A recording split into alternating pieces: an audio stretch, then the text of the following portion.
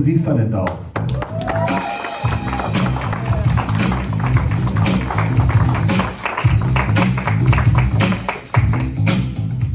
Hi guys. So you're getting married? Yes. All right. When'd you get engaged? 420. Nice. Nice. Yeah. So I can't stand when people announce their engagements. You know, because it's like they want credit for planning to make a commitment when they haven't yet.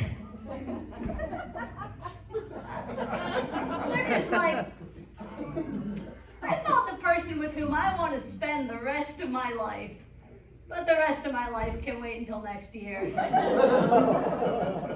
Or the year after, depending on venue pricing. No. And then when people do get engaged, you always have to ask that ridiculous question, you know, oh, how'd you propose? We all know there's only one right answer. Her father offered me more goats than I could refuse.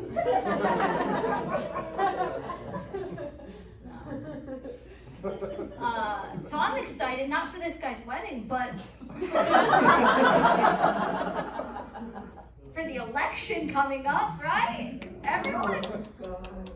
No, that's fair. That's a fair response.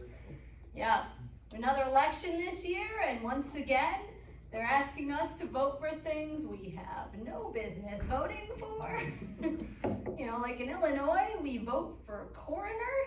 You know, how are we supposed to know who to vote for coroner? Like, ma'am, do you prefer your autopsy Republican or Democratic? You don't know, right? Exactly. And it does make a difference. I mean, that's the problem, you know? In counties with Democratic coroners, people die of things like gun violence or toxins in the water. In counties with Republican coroners, everyone's cause of death is just listed as poor life choices.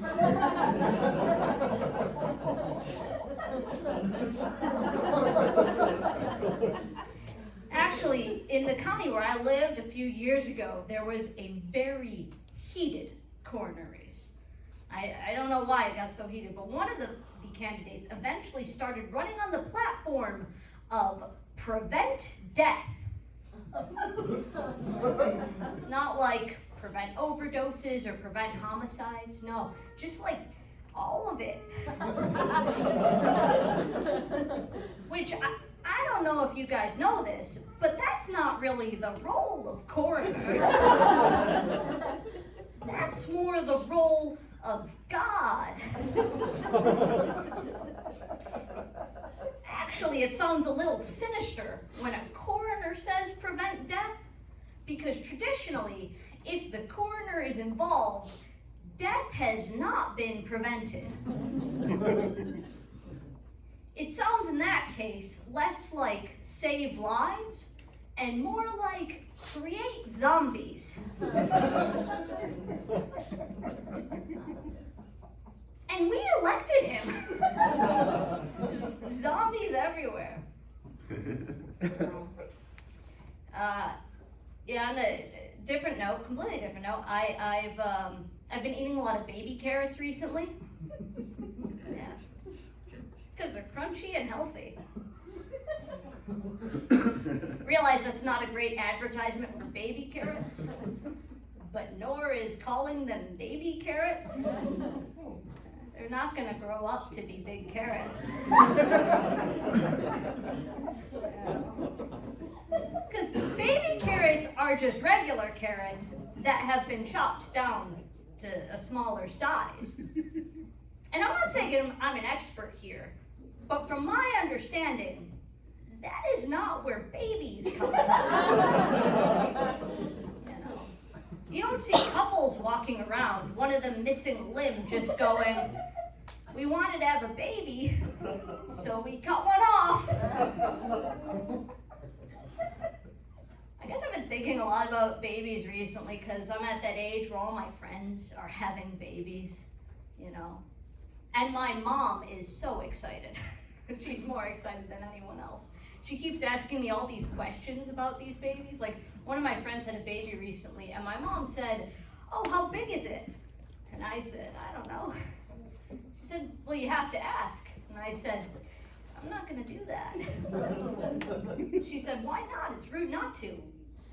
And I said, "First of all, no it isn't."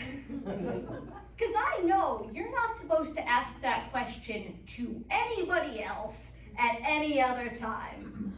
You know, it would have been very awkward if when my sister told me she had a boyfriend, I answered, "Oh, what's his name? And also, how big is he?"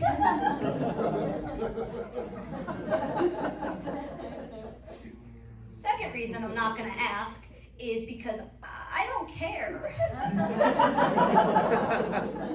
Like, I'm not saying that I don't care about their baby, like I hope it's fine. I just don't care about its dimensions. Unless I'm playing 20 questions and need to know whether it's bigger than a bread box. In which case I also need to know the size of a bread box because I'm not 90 years old. And third, if someone tells me the size of their baby, I don't know how I'm supposed to respond to that information.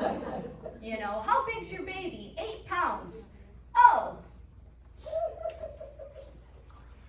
That'll do.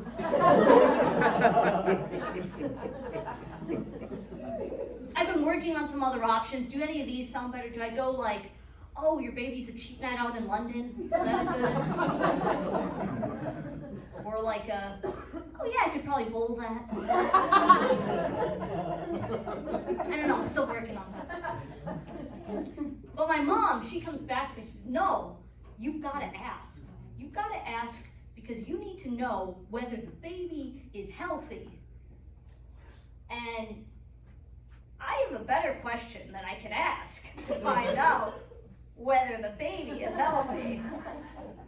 Is the baby healthy? I don't know what the size is supposed to tell me. Like, I am not a doctor, and nor do I have a divining rod.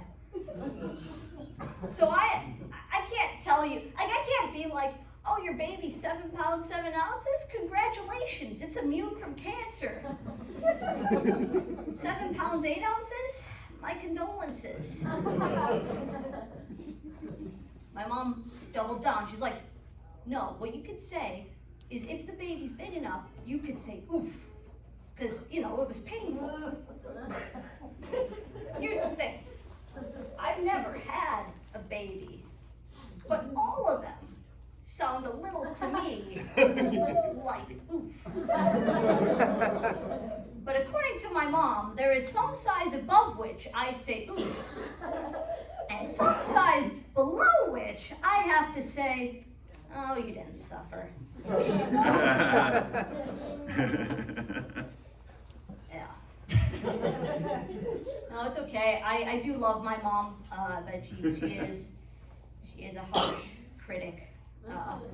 You know, she'll sometimes, you know, one time I like showed her a video of me doing comedy, and she just watched the whole thing and went, "Wow, these people will laugh at anything."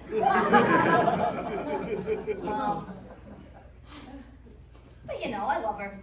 So I'm happy to be here. Thank you guys. I've been Lindsay.